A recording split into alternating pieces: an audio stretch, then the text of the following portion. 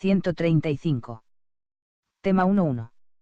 Un sindicato, del griego síndicos, y este del prefijo sin, con, y dikein, hacer justicia, de la misma familia que decaios, es una asociación integrada por trabajadores en defensa y promoción de sus intereses laborales, con respecto al centro de producción, al empleador con el que están relacionados contractualmente al Estado. El concepto de sindicato permite identificar a una agrupación de gente trabajadora que se desarrolla para defender los intereses financieros, profesionales y sociales vinculados a las tareas que llevan a cabo quienes la componen. Ideologías. Anarcosindicalismo, redirección desde anarcosindicalista. Medios anarquistas y anarcosindicalistas. Juan García Oliver representó la línea faísta, Federación Anarquista Ibérica, FAI, más anarquista, de la CNT. Sindicalismo revolucionario. El sindicalismo revolucionario, y con el tiempo se identificaron, a tal punto de que en muchos lugares, en la actualidad, el término sindicalismo revolucionario. Internacional Comunista. Internacional, fue una organización comunista internacional, fundada en marzo de 1919, por iniciativa de Lenin y el Partido Comunista de Rusia, bolchevique. Sindicalismo socialista. Unión General de Trabajadores, redirección desde UGT. Obrero de Barcelona de 1888, comparte origen histórico con el Partido Socialista. Sindicalismo cristiano. Maximiliano Arbolella, categoría democracia cristiana. Este defiende a un sindicalismo católico puro, sin ninguna intervención patronal, para poder competir de verdad con el sindicalismo. Historia. Artículo principal, movimiento sindical. Aun habiendo diferencias fundamentales de estructura y objetivos, se ha citado al gremio como precedente del sindicato moderno en cuanto a organización de trabajadores. Cuando dio comienzo la revolución industrial estaba prohibido que se realizaran asociaciones de los trabajadores y se calificó como delito penal. Esto se dio de los años 1776 al 1810. Por ello no existían los sindicatos. Después de este tiempo en varios países se dio la llamada etapa de tolerancia en donde se admitían las sociedades obreras, de ayuda mutua o de resistencia, sin que éstas influyeran en las leyes dictadas por el Estado. La época de tolerancia fue sucedida por el derecho sindical a finales del siglo XIX. El primer país que reconoció el derecho a la unión sindical fue Inglaterra, en 1824. Desde los años 1950 y 1960 la historia sindical ha sido redefinida y expandida por un gran número de historiadores, como E. P. Thompson y Eric Hobsbawm en Europa, y Julio Godio en América Latina, que comenzaron a prestar mayor atención a las condiciones sociales de vida y trabajo concreta de los trabajadores, así como los entornos sociopolíticos en que se desarrollan. Véase también, historiografía sindical. Funciones de los sindicatos. Los sindicatos, tras reunirse con sus afiliados, informan y llegan a acuerdos previos o toman conciencia de las necesidades del momento, negocian en nombre de estos, negociación colectiva, los salarios y condiciones de trabajo, jornada, descansos, vacaciones, licencias, capacitación profesional, etc., dando lugar al contrato colectivo de trabajo. El sindicato tiene como objetivo principal el bienestar de sus miembros, es decir, asegurar condiciones dignas de seguridad e higiene laboral y generar mediante la unidad, la suficiente capacidad de negociación como para establecer una dinámica de diálogo social entre el empleador y los trabajadores. La libertad sindical de los trabajadores, para crear, organizar, afiliarse, no afiliarse o desafiliarse, cambiar de sindicato es libre y sin injerencias del Estado, patrones, empleadores u otros sindicatos. Tema 1.2. Un contrato colectivo de trabajo, también llamado convenio colectivo de trabajo o convención colectiva de trabajo, es un tipo peculiar del cual se deriva de contrato celebrado entre los trabajadores y los empleadores de una empresa o un sector laboral. Este acuerdo puede regular todos los aspectos de la relación laboral como salarios, jornada, descansos, vacaciones, condiciones de trabajo, representación sindical, etc.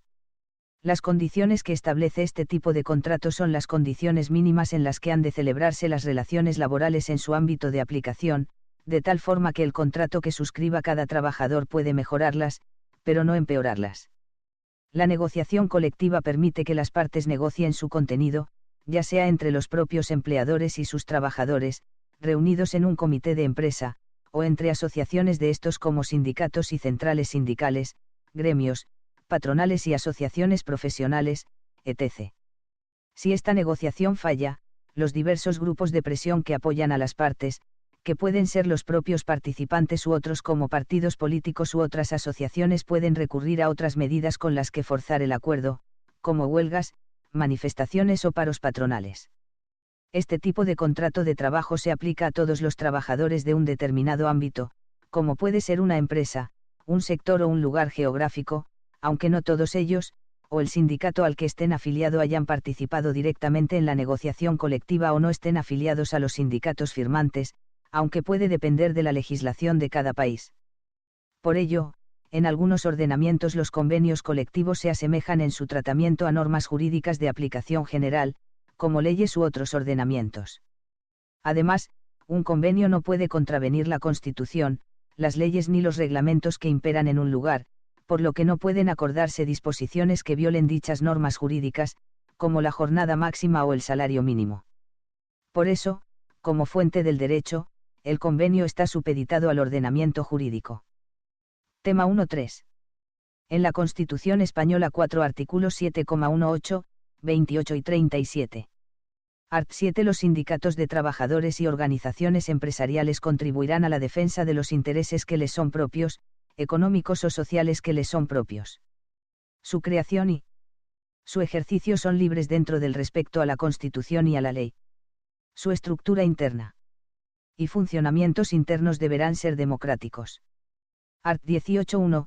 Este artículo parece que no tiene nada que ver con mundo del trabajo, pero en el trabajo también, por ejemplo, se puede dañar el honor de una persona que es un bien jurídico protegido por la Constitución y por conjunto de leyes. Art. 28.1. Todos tienen derecho a sindicarse libremente. La ley podrá limitar o exceptuar el ejercicio de este derecho a las fuerzas o institutos armados o a los demás cuerpos sometidos a disciplina militar y regulará las peculiaridades de los funcionarios públicos. La libertad sindical comprende el derecho a fundar sindicatos y a afiliarse al de su elección, así como el derecho de los sindicatos a formar confederaciones de sindicatos y a fundar organizaciones sindicales internacionales o afiliarse a las mismas. Nadie podrá ser obligado a afiliarse a un sindicato.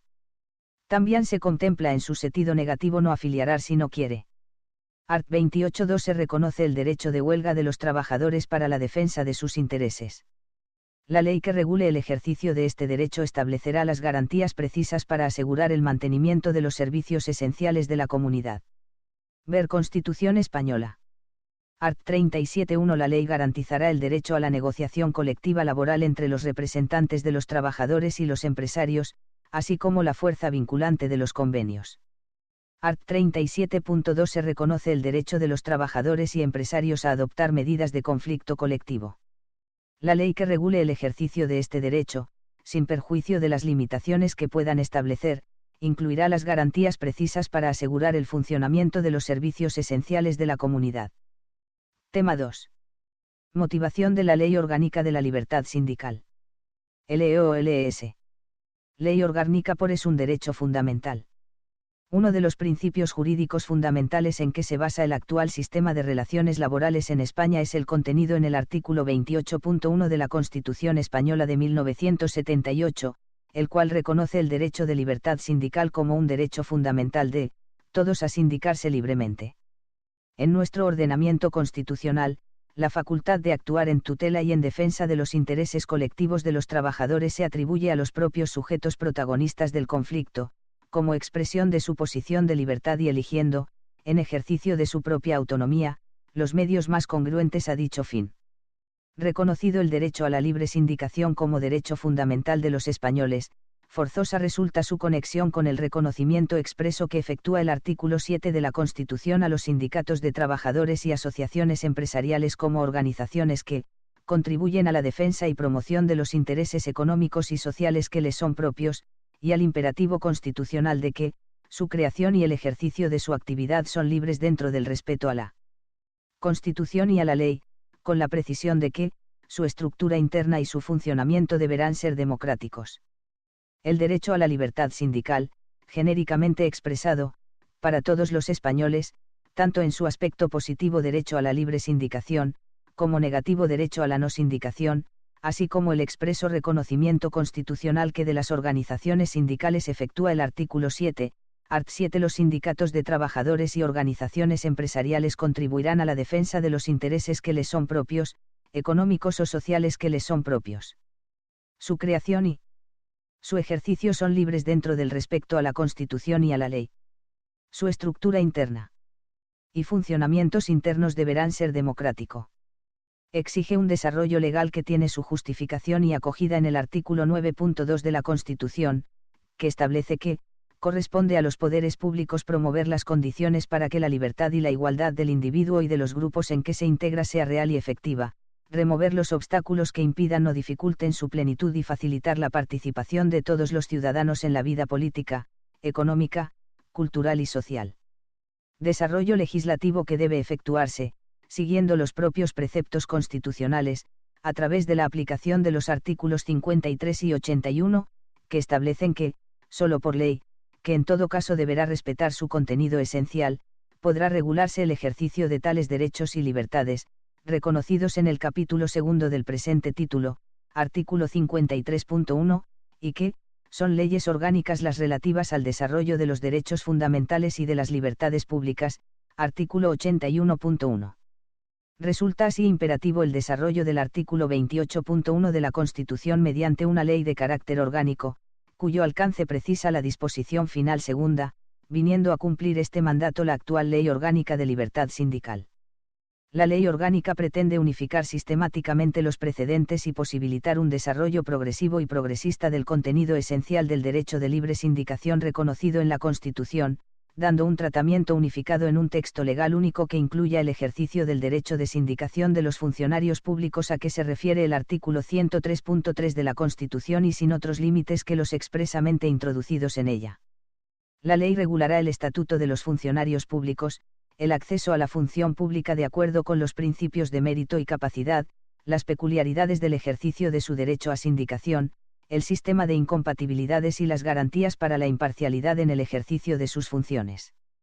La ley regulará el estatuto de los funcionarios públicos, el acceso a la función pública de acuerdo con los principios de mérito y capacidad, las peculiaridades del ejercicio de su derecho a sindicación, el sistema de incompatibilidades y las garantías para la imparcialidad en el ejercicio de sus funciones. 1.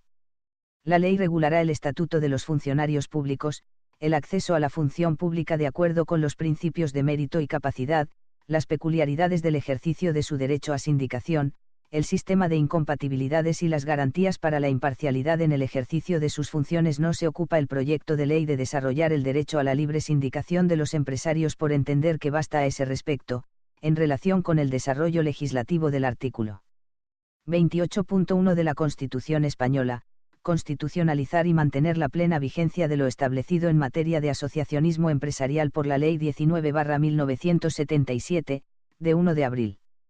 Los sindicatos defienden derechos de trabajadores por cuenta ajena X. El título I, bajo el epígrafe, de la libertad sindical, regula los ámbitos subjetivos y objetivos de la ley.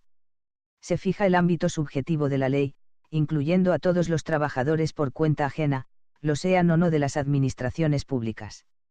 Únicamente quedan exceptuados del ejercicio del derecho los miembros de las fuerzas e institutos armados de carácter militar, así como los jueces, magistrados y fiscales, mientras se hallen en activo, excepción que se sigue en función de la literalidad del artículo 28.1 y el artículo 127.1 de la Constitución. Se remite a una norma específica la regulación del derecho de las fuerzas de seguridad e institutos armados de carácter civil. El artículo segundo fija el contenido del derecho de libre sindicación sistematizado en dos niveles, el contenido de la libre sindicación de los trabajadores, positiva y negativa, y el contenido de la libertad sindical de las organizaciones sindicales o sindicatos de trabajadores en términos que la ley utiliza como sinónimos. En este precepto se recoge exhaustivamente la doctrina internacional más progresista sobre contenido, independencia y libertad de actuación de los sindicatos. El título 2, bajo el epígrafe del régimen jurídico sindical, regula la adquisición de personalidad jurídica de los sindicatos y el régimen de responsabilidades. Se regula el procedimiento para la adquisición de personalidad jurídica de las organizaciones y el control jurisdiccional de una posible no conformidad a derecho de los estatutos. Los requisitos formales son mínimos y aceptados internacionalmente. El único control administrativo es el puramente formal y el de depósito estatutario a efectos de publicidad, debiendo engranarse este artículo con la disposición final primera en que la competencia para el depósito de estatutos de los sindicatos corresponde al IMAC o a los órganos de gobierno de las comunidades autónomas que tengan atribuida esta competencia. Asimismo se regula el régimen de responsabilidades de los sindicatos, declarándose la inembargabilidad de las cuotas sindicales. El título 3, bajo el epígrafe, de la representatividad sindical, regula el concepto de sindicato más representativo y la capacidad representativa de estos. Los artículos 6 y 7 delimitan el concepto de sindicato más representativo en base al criterio de la audiencia del sindicato, medida por los resultados electorales en los órganos de representación unitaria en los centros de trabajo, criterio tradicional ya en nuestro ordenamiento y que ha sido objeto de examen por el Tribunal Constitucional, que lo admite como reserva del legislador. El concepto conjuga el reconocimiento jurídico de la mayor representatividad con el respeto al artículo 14 de la Constitución, la objetividad y la razonabilidad del mínimo de audiencia exigible, el 10% a nivel estatal y el 15% a nivel de ámbito autonómico, introduciendo, en ese ámbito, un mínimo de 1.500 representantes, en aras al respeto del principio de igualdad que podría quebrarse con solo la referencia porcentual, teniendo en cuenta la heterogeneidad y diferencias de población asalariada y funcionarial entre las distintas comunidades autónomas del Estado. Tal vez el porcentaje establecido parezca reducido, pero la pretensión es abrir la legislación lo más posible al pluralismo sindical, fomentándolo, a través de los 3 niveles de mayor representatividad que diseñan los artículos 6 y 7 de la ley, primando el principio de igualdad sobre lo que podría ser un razonable criterio de reducir a través de la ley la atomización sindical, evolución que se deja al libre juego de las fuerzas sindicales con presencia en las relaciones de trabajo. El artículo 6.3 recoge con amplísimo criterio la capacidad representativa que en los distintos aspectos es necesario reconocer a los sindicatos más representativos como vehículo de democratización de las relaciones laborales en los centros de trabajo y fuera de él, desarrollando así los artículos 7, 9.2 y el 129 de la Constitución. Parte del tema 2. El título 4, bajo el epígrafe, de la acción sindical, viene a recoger con carácter normativo las competencias, facultades y garantías que en esta materia se introdujeron en España por primera vez a través del Acuerdo Marco Interconfederal. Interesa destacar sobre todo el contenido del artículo 11, que introduce con rango de ley orgánica en nuestro país lo que se ha dado en llamar, canon de negociación. En principio se podría pensar que esta materia debía regularse sistemáticamente en el título 3 del Estatuto de los Trabajadores, teniendo en cuenta la remisión específica que se efectúa a la negociación colectiva. Sin embargo, teniendo en cuenta la específica finalidad sindical del concepto, no parece dudoso que la introducción de esta medida normativa afecte al contenido del artículo 28.1 de la Constitución, y es, por tanto, materia de ley orgánica. La constitucionalidad del precepto, frecuente en los ordenamientos occidentales, no es dudosa en cuanto desarrollo del artículo 28.1 de la Constitución, en la medida que su objetivo es fortalecer el movimiento sindical y, por tanto, es concordante con el artículo 9.2 de la Constitución, sin que pueda sostenerse seriamente que la adopción de esta medida, por otra parte no imperativa y que en todo caso ha de ser resultado de una negociación libre y voluntaria, afecte o pueda afectar al contenido esencial de otros derechos fundamentales o cívicos reconocidos en la Constitución, puesto que, en todo caso, se exige voluntariedad de los trabajadores. El título V, bajo el epígrafe, de la tutela de la libertad sindical y represión de las conductas antisindicales, regula la importante materia de garantías jurisdiccionales frente a posibles conductas lesivas o contrarias al derecho constitucionalmente protegido y al desarrollo legal que del mismo se efectúa en la ley. Previa la declaración de nulidad radical de cualquier conducta del empleador, sea empresario o de administraciones públicas, la ley recoge la más progresiva doctrina moderna y de nuestro Tribunal Constitucional en esta materia, que en síntesis consiste en establecer la legitimación sindical específica de los sindicatos frente a actos individuales de un empresario, incluso aunque no incidan directamente sobre la personalidad jurídica de aquel, posibilitar la acción judicial de los sindicatos como coadyuvantes y garantizar la eficacia de la protección mediante un mecanismo procesal preferente y sumario conectado con eventuales responsabilidades penales. La disposición adicional primera recoge en 2 puntos aspectos complementarios al título 3 de la ley, pero que por razones sistemáticas no deben figurar en el articulado propiamente dicho. El punto 1 fija el periodo de cómputo de los resultados electorales que deban ser considerados a efectos de precisar los mínimos de representatividad y audiencia sindical recogidos en los artículos 6.2 y 7.1 de la ley. Con ello se trata de cubrir el vacío legal actualmente existente respecto a la disposición adicional sexta del Estatuto de los Trabajadores y que ha producido notorias dificultades en el proceso electoral de los años 1981 y 1982.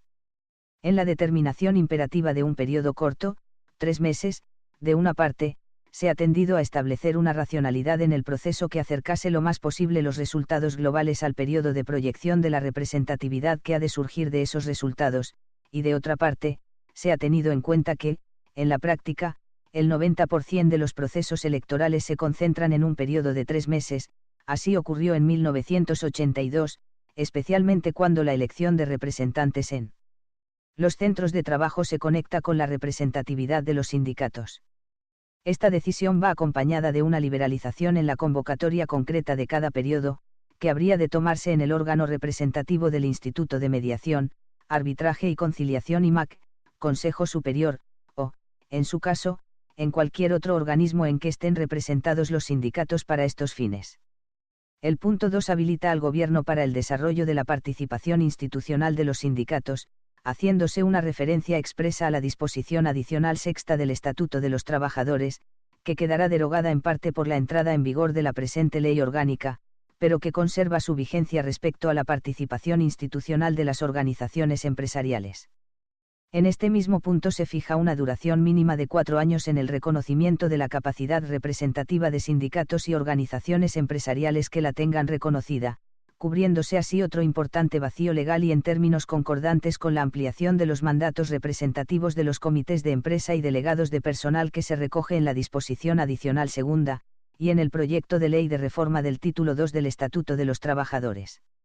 La disposición adicional segunda recoge en el punto 1 la duración del mandato representativo de los representantes de los trabajadores en los centros de trabajo, fijándola en 4 años. Este precepto modifica, en tal sentido, el artículo 67 del Estatuto de los Trabajadores y es concordante con el proyecto de ley de reforma de su título 2, por cuya razón, podría parecer superfluo, sin embargo, es necesario introducirlo no ya tanto por el Estatuto de los Trabajadores, sino porque con esa sola norma no se cubre el periodo de duración de mandato de los representantes de los trabajadores en los centros de trabajo de las administraciones públicas, siendo esta la razón, asimismo, por la que en el punto 2 de esta disposición adicional, se autoriza al Gobierno a dictar cuantas disposiciones sean precisas en materia electoral, puesto que el Estatuto de los Trabajadores y sus normas de desarrollo no cubren la regulación del proceso electoral en los centros de trabajo administrativos y que es preciso establecer. Conviene recordar que la sustantividad de esta representación, órganos representativos, funciones de los representantes, garantías, etc., no están contenidos en esta ley, por entenderse que es materia del Estatuto de la Función Pública a tenor del artículo 103 de la Constitución. La referencia debe entenderse hecha al artículo 66 de Ley 1995. La disposición final primera establece la convalidación de la personalidad jurídica de los actuales sindicatos, así como la continuidad del IMAC como oficina pública de registro y depósito de estatutos. La libertad sindical es un derecho fundamental. Por lo tanto se regula en una ley orgánica. LOLS. Primero el derecho a constituir secciones sindicales, editar. Está reconocido en la Ley Orgánica de Libertad Sindical, LOLS, 2, en su artículo 8.1, que dice, los trabajadores afiliados a un sindicato podrán, en el ámbito de la empresa o centro de trabajo, constituir secciones sindicales de conformidad con lo establecido en los estatutos del sindicato. Se define también en dicha ley el ámbito en que pueden constituirse las secciones sindicales, la empresa. Las secciones sindicales tienen una serie de derechos. Las organizaciones sindicales, en el ejercicio de la libertad sindical tienen derecho al ejercicio de la actividad sindical en la empresa o fuera de ella, que comprenderá, en todo caso, el derecho a la negociación colectiva, al ejercicio del derecho de huelga, al planteamiento de conflictos individuales y colectivos y a la presentación de candidaturas para la elección de comités de empresa y delegados de personal. 1. Los trabajadores afiliados a un sindicato podrán, en el ámbito de la empresa o centro de trabajo, 1. Constituir secciones sindicales de conformidad con lo establecido en los estatutos del sindicato. 2. Celebrar reuniones, previa notificación al empresario, recaudar cuotas y distribuir información sindical. 3. Recibir la información que le remita su sindicato. 2. Sin perjuicio de lo que se establezca mediante convenio colectivo, las secciones sindicales de los sindicatos más representativos y de los que tengan representación en los comités de empresa y en los órganos de representación tendrán los siguientes derechos. 1. Con la finalidad de facilitar la difusión de aquellos avisos que puedan interesar a los afiliados al sindicato y a los trabajadores en general, la empresa pondrá a su disposición un tablón de anuncios que deberá situarse en el centro de trabajo y en lugar donde se garantice un adecuado acceso al mismo de los trabajadores. 2. A la negociación colectiva, en los términos establecidos en su legislación específica. 3. A la utilización de un local adecuado en el que puedan desarrollar sus actividades en aquellas empresas o centros de trabajo con más de 250 trabajadores. Estructura de una sección sindical, editar. Cada sindicato, de acuerdo con su norma estatuaria y reglamento, es libre de diseñar la estructura y funcionamiento de sus secciones sindicales. No existe norma vigente que limite este aspecto de la libertad sindical. Solo el respeto a los principios democráticos y la coherencia con el proyecto sindical que representan, son las coordenadas en que se enmarca su existencia. La ley no ha recogido ninguna exigencia específica sobre la estructura organizativa interna y el modelo de funcionamiento del sindicato, sino que ha conferido esta misión, así como la de velar por la democracia interna a los estatutos sindicales. 3. Secciones sindicales, editar.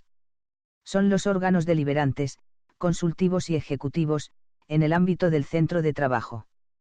Corresponde a ellas, de manera esencial, el despliegue de la acción sindical. Su creación se ajustará a lo establecido en la legislación vigente y en los estatutos, en ellas se encuadrarán la totalidad de los afiliados de cualquier categoría profesional y naturaleza de vínculo con la administración o la empresa, dentro de su ámbito. Independientemente al número de trabajadores en un mismo centro, los afiliados, cualquiera que sea su número, podrán constituir la sección sindical, quedando únicamente a lo previsto en la legislación vigente, el que puedan disponer de delegado o delegados sindicales, con garantía y crédito horario. En cada sección sindical se elegirá su órgano representativo, en asamblea de afiliados de su ámbito. El citado órgano deberá elegir un secretario, en quien, preferentemente recaerá la condición de delegado sindical si hubiese lugar, y tantos vocales como se estime necesario. Una vez constituida la sección sindical y elegidos sus representantes, se levantará acta de dicho acto y se trasladará a la unión provincial correspondiente, en cuya secretaria general se tomará nota del hecho y se notificará a la oficina pública correspondiente y, una vez registrada en dicha oficina, se dará traslado igualmente, al representante responsable de la empresa. De las condiciones laborales no se produce en la empresa sino en la negociación del convenio colectivo de sector.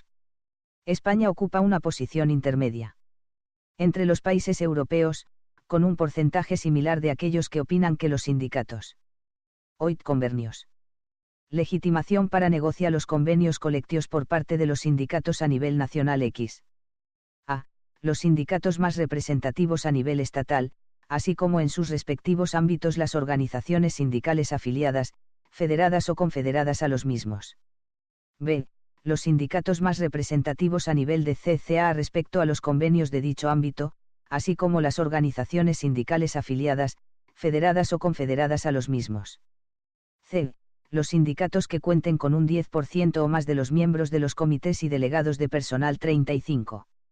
De este modo, los sindicatos, que acrediten las representatividades expuestas, estarán legitimados para negociar colectivamente el convenio de grupo de empresas, correspondiendo a todos esos sindicatos el derecho a formar parte de la comisión negociadora en proporción a su representatividad 36. X. Principios de la OIT sobre la negociación colectiva 37. Copyright Organización Internacional del Trabajo 1999. Revista Internacional del Trabajo, volumen 119, 2000, número 1. Organización Internacional del Trabajo. Principios de la OIT sobre la negociación colectiva. Bernard Guernigon, Alberto Odero y Horacio Guido. La negociación colectiva ha acusado, como es lógico, el impacto de las profundas transformaciones que experimenta el mundo desde hace 25 años, la aceptación general de la economía de mercado tras la caída del muro de Berlín, la reducción del sector público, la redefinición del papel del Estado, la reestructuración y la mundialización económicas, la generalización de técnicas eficaces para luchar contra la inflación, la expansión de las formas atípicas de trabajo y de los